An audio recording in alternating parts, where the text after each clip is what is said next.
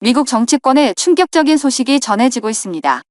도널드 트럼프 대통령의 오랜 정치적 적수인 뉴욕주 법무장관 레티샤 제임스가 연방 형사 혐의로 기소됐습니다. 버지니아주 노필크 연방 대배심이 오늘 제임스 장관을 은행 사기와 금융기관의 허위 진술을 한 2가지 중범죄 혐의로 기소한 것입니다.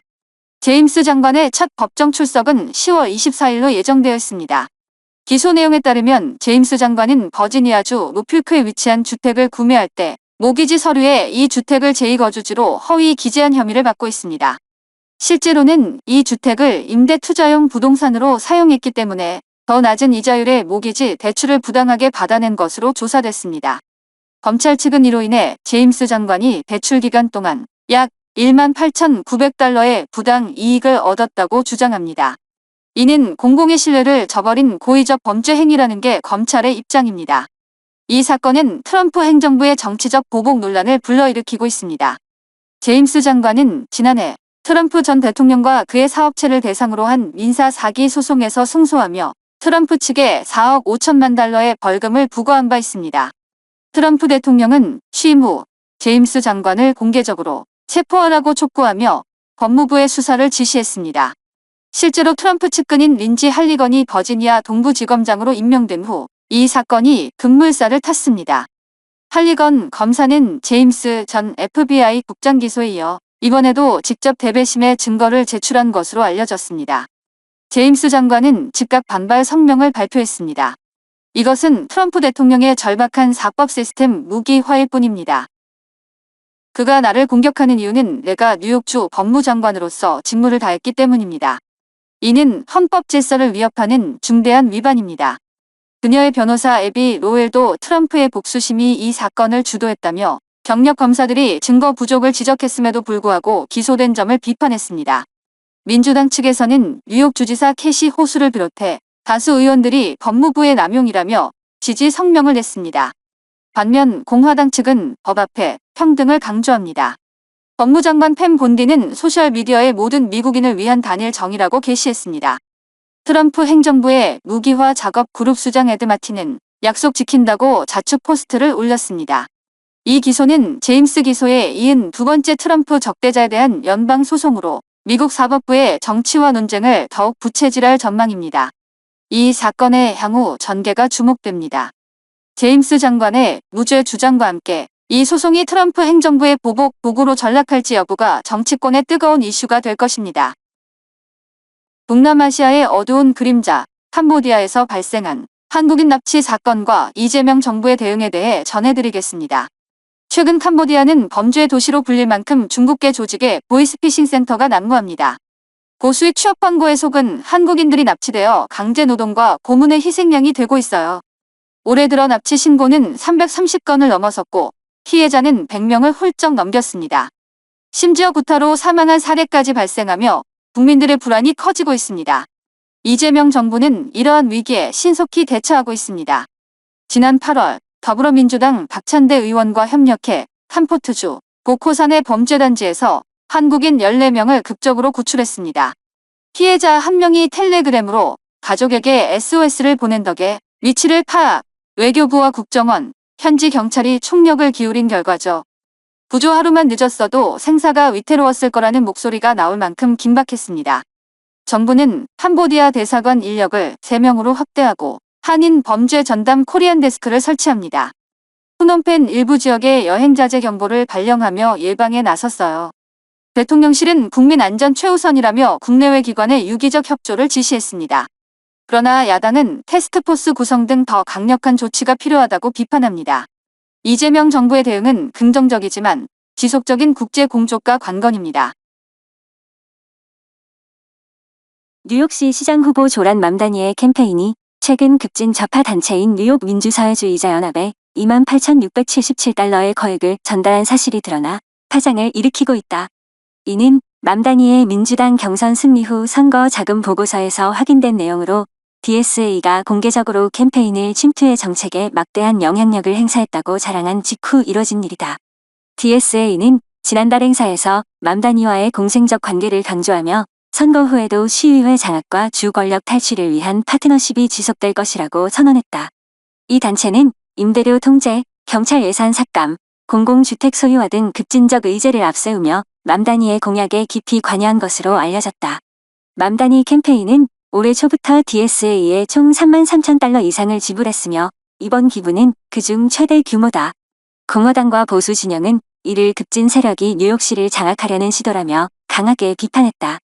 폭스뉴스는 맘다니가 DSA의 꼭두각시가 돼 도시를 혼란에 빠뜨릴 위험이 있다고 지적했다. 반면 맘다니 측은 DSA는 노동자 권익 보호를 위한 동맹이라며 기부를 펀드레이징 지원으로 해명했다. 맘다니는 무료 대중교통, 고소득자 증세 등 포퓰리즘 공약으로 젊은 층과 남아시아 커뮤니티 지지를 얻었으나 이 사건으로 안드루 쿠오모 전 주지사 등 경쟁자들의 공세가 거세질 전망이다. 전문가들은 이 논란이 11월 총선에서 맘다니의 지지율에 타격을 줄 수 있다고 분석한다. DSA의 영향력은 팔레스타인 지지 운동과도 연결돼 반유대주의 논란을 불러일으키고 있다. 뉴욕 정치권은 이 급진 동맹이 도시 미래를 어떻게 바꿀지 주목하고 있다. 연방수사국이 캘리포니아 남부 폭력갱단 난초 산 페드로의 지도자 14명을 체포하며 멕시칸 마피아의 지휘 체계를 크게 흔들었다. 이 갱단은 멕시칸 마피아의 하부 조직으로 FBI가 남부 캘리포니아에서 가장 활동적이고 폭력적인 갱단으로 규정할 만큼 악명 높다. 수년간의 공동 수사 끝에 FBI 로스앤젤레스 지부는 렉드 국토안보부 수사국, 캘리포니아 법무부와 협력해 산페드로 지역과 인근 커뮤니티에서 16개의 수색영장을 집행했다. 체포된 용의자들은 마약 밀매, 총기 소지, 래키터링 혐의로 기소됐다. 수색 과정에서 메탄페타민, 펜타닐, 헤로인 등 대량의 마약과 총기 수십 정이 압수됐다. FBI에 따르면 란초 산페드로는 약 500명 규모로 6개 클리크를 운영하며 시날로아 카르텔과 13번가 갱단과 연계해 마약 유통망을 구축했다. 이들은 멕시칸 마피아의 주 감옥 보스들에게 세금을 바치며 충성을 맹세, 거리 갱단을 통제해 폭력과 공갈을 자행했다. 이번 작전은 갱단의 상층부를 직격해 멕시칸 마피아의 거리 활동을 약화시킬 전망이다.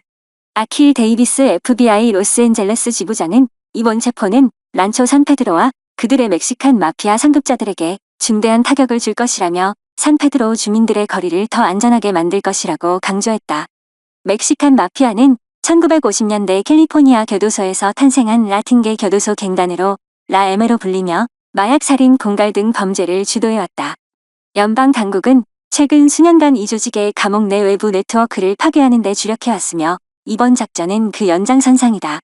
전문가들은 멕시칸 마피아의 지휘 체계가 약화되면 하부 갱단의 활동이 줄어들 수 있지만 재편 가능성도 있다고 분석했다. FBI는 추가 용의자 추적을 이어가며 지역 사회의 갱폭력을 뿌리 뽑기 위한 노력을 강화할 방침이다. 미국 국세청 IRS가 발표한 2026년 세금 조정 사항에 대해 말씀드리겠습니다. 원 빅 뷰티풀 빌 액트, 줄여서 빅 뷰티풀 빌로 불리는 이 대규모 세제 개혁 법안의 영향이 본격적으로 드러나고 있어요. 이 법안은 작년 7월에 서명된 이래로 중산층과 노인층, 근로자들을 위한 세금 완화에 초점을 맞췄습니다. IRS의 오늘 발표에 따르면 인플레이션 조정과 함께 60개 이상의 세금 조항이 업데이트됐습니다. 자, 주요 변화들을 하나씩 짚어보죠. 먼저, 표준 공제액이 크게 늘어요. 2026년에는 싱글 납세자 기준 16,100달러로 작년보다 700달러 상승합니다. 부부 공동 신고 시에는 32,200달러예요. 이는 대부분의 납세자들이 항목별 공제를 하지 않고 이걸 선택할 테니 실질적인 세금 부담 완화가 될 겁니다. 또한 주 및 지방세 공제 한도가 4만 달러로 확대돼요. 고세금주에 사는 분들에게 큰 호재죠. 노인과 근로자 혜택도 눈에 띕니다. 65세 이상 노인들은 추가 6,000달러 공제를 받을 수 있어요. 팁 소득과 초과 근무 수당에 대한 일부 세금이 면제되면서 서비스업 종사자들의 주머니가 두둑해질 전망입니다. 자녀를 둔 가족을 위한 트럼프 저축 계좌는 1,000달러 세액 공제를 제공하고 연간 기부 한도는 5,000달러로 설정됐어요. 고용주 측면에서는 육아 시설 세액 공제가 최대 50만 달러로 확대됐습니다. 세율 구간은 10%부터 37%까지 그대로 유지되지만 각 구간 상한선이 인플레이션에 따라 조정돼요. 예를 들어 10% 구간은 싱글 기준 12,400달러까지, 12%는 54,400달러까지예요. 대체 최소세 면제액도 싱글 9만 100달러로 늘었고 해외 소득 공제는 13만 2,900달러로 상향됐습니다. 유산세 면제 한도는 1,500만 달러로 부부는 3천만 달러예요. 전반적으로 이 변화는 차냐의 일몰 조항을 연구하면서 평균 가처분 소득을 5.4% 증가시킬 거라 분석돼요. 하지만 고소득층의 솔트 공제 단계적 축소처럼 일부는 불리할 수 있으니 세무 전문가 상담을 추천합니다. IRG는 새로운 W-4 양식 업데이트를 준비 중이라고 해요. 여러분의 2026년 세금 계획에 도움이 되길 바래요. 더 자세한 내용은 IRG 웹사이트를 확인하세요. 감사합니다. 국제금융 뉴스입니다. 미국과 아르헨티나 간의 대규모 통화 스와프 합의가 마무리됐습니다. 도널드 트럼프 행정부가 아르헨티나의 재정 위기를 막기 위해 나섰죠. 아르헨티나는 최근 페소화 가치가 급락하며 외환 보유고가 바닥을 드러냈습니다. 중앙은행이 20억 달러 이상을 쏟아부어도 환율 방어가 어려웠어요. 이에 미국 재무부의 스콧 베센트 장관이 10월 9일 200억 달러 규모의 통화 스와프 라인을 최종 확정했다고 발표했습니다.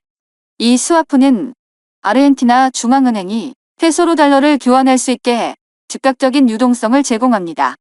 미국은 이날 페소 직접 매입도 단행하며 시장 안정화를 도왔습니다. 아르헨티나 주식은 5% 이상 상승하고 달러 채권도 반등했어요. 이는 하비에르 밀레이 아르헨티나 대통령의 개혁을 지지하는 트럼프의 약속, 이행으로 중국과의 기존 180억 달러 스와프를 대체하려는 전략으로 보입니다. 베센트 장관은 아르헨티나의 건전한 재정 전략을 국제사회가 지지한다고 강조했습니다. 이 합의로 아르헨티나는 10월 26일 중간선거를 앞두고 숨통이 트일 전망입니다. 그러나 장기적 개혁이 관건이죠. 글로벌 경제에 미칠 파장을 주목하세요.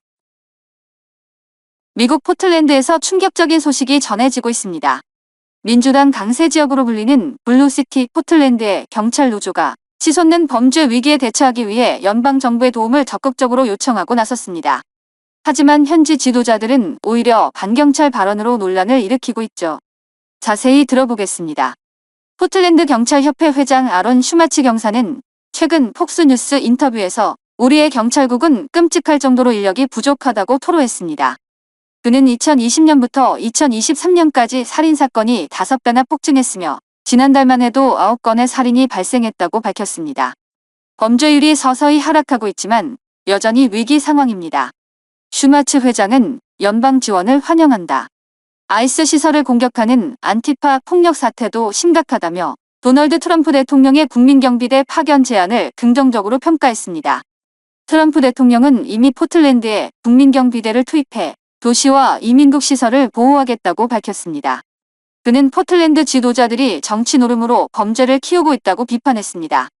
국토안보부의 크리스티 노엄 장관도 포틀랜드 시장에게 즉시 폭력 사태를 진압하라, 아니면 연방 요원을 대거 투입하겠다고 경고했습니다. 반면 포틀랜드 시의회는 강한 반발을 보이고 있습니다. 슈마츠 회장은 시의회 회의에서 공개적으로 반경찰 발언이 쏟아진다. 지도자들이 경찰을 지원하지 않고 있다고 지적했습니다. 이는 2020년 BLM 운동 이후 지속된 반경찰 정책의 연장선으로 보입니다. 실제로 포틀랜드 경찰 인력은 20% 이상 감소해 910일 응답 시간이 지연되고 시민 안전이 위협받고 있습니다. 전문가들은 블루시티의 반경찰 수사학이 경찰 이탈을 부추겼다고 분석합니다. 포틀랜드뿐 아니라 뉴욕, 라 등 다른 대도시도 비슷한 위기에 처해 있습니다. 트럼프 행정부는 DC처럼 연방 개입을 확대할 전망입니다. AI 산업의 뜨거운 소식으로 엔비디아가 일론 머스크의 xAI에 대규모 투자를 단행합니다. 블룸버그 뉴스에 따르면 xAI는 이번 펀딩 라운드에서 총 200억 달러를 조달하며 엔비디아가 지분 투자로 최대 20억 달러를 투입합니다. 이는 xAI의 주식 희석을 최소화하는 특수 목적 법인을 통해 이뤄지는데요. 조달 자금은 엔비디아 GPU 구매에 집중될 전망입니다. xAI의 야심찬 콜로수스 2 데이터 센터 프로젝트를 뒷받침하는 이번 딜은 멤피스에 위치한 초대형 AI 훈련 시설 건설 비용을 충당합니다. 엔비디아 CEO 젠슨 황은 CNBC 인터뷰에서 일론 머스크의 프로젝트에 참여할 기회를 주셔서 기쁘다며 더 많은 돈을 투자하지 않은 게 유일한 후회라고 밝혔습니다. 이는 엔비디아의 AI 칩 수요 확대 전략으로 오픈AI나 코어위브 같은 파트너십과 맞물려 AI 생태계 지배력을 강화합니다.